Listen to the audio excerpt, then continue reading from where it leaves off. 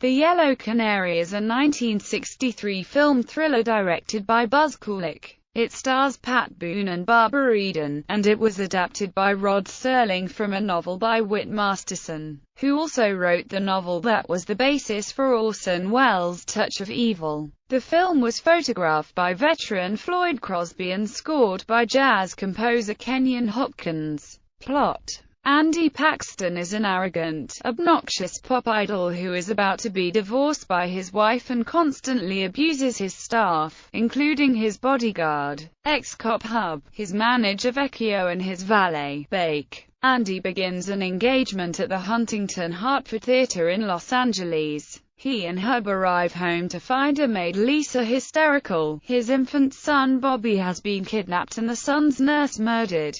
The ransom note has the code word, Canary, and they summon the police, led by L.T. Bonner. Andy doesn't tell the police about the code word out of fear that his son may be killed. A second message arrives demanding $200,000 ransom, which Andy manages to raise, and the money is delivered to an isolated beach but nobody comes to meet him. Hub takes Andy to a lonely inn and tortures a woman into giving them the address of a man who might have been in touch with the kidnappers. They find the man, but he is dead. After Bake is found murdered, Andy receives further instructions by telephone from the kidnapper and realizes that Hub is one of the few people who know their unlisted number. Andy and Lisa return to the inn and rescue their baby, and Andy shoots the mentally deranged Hub as police cars surround the inn. Cast: Pat Boone as Andy Paxton, Barbara Eden as Lisa Paxton,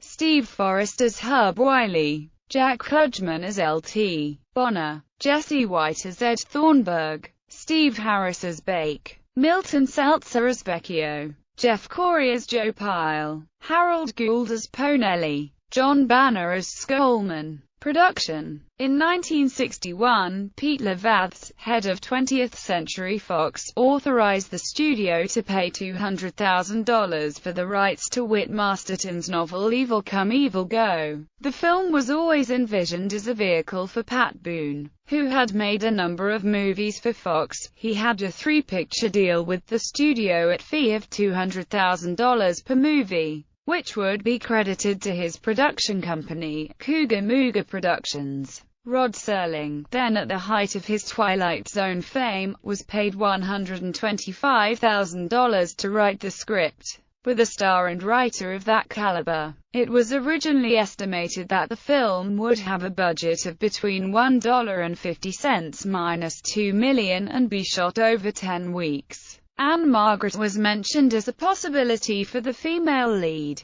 Peter Levaths was fired in the wake of cost overruns on Cleopatra, and Darryl F. Zanuck took over the studio. Zanuck called a halt to all productions at the studio, literally shutting down the backlit on 26 July 1962. Zanuck was obliged to pay a fee to Boone and Sterling. By this stage, the studio also had commitments to Barbara Eden and Steve Forrest. Zanuck assigned the film to Robert L. Lippitt's company, Associated Producers Inc., who specialized in making lower-budgeted films for Fox. Zanuck gave Lippitt $100,000 to finish the film in a shortened schedule. The New York Times reported that Boone fears that the 10-day shooting schedule will deny it the artistic and production values it might have had. With the 10-week shooting schedule he expected, he decided to proceed with the film anyway. Filming began on 10 December 1962. Some shooting was done for the film on the Fox lot, which was otherwise closed. During production, the title was changed to The Yellow Canary. The cast included Jeff Corey, who had been blacklisted and not made a movie for a number of years. Boone had been taught by Corey and he pressured the studio into casting him. In a September 2012 interview at the UCLA Film and Television Archive, Boone stated that the film was slated for a ridiculously short 12-day schedule, when they were wrapping the last day with several key scenes left to be filmed.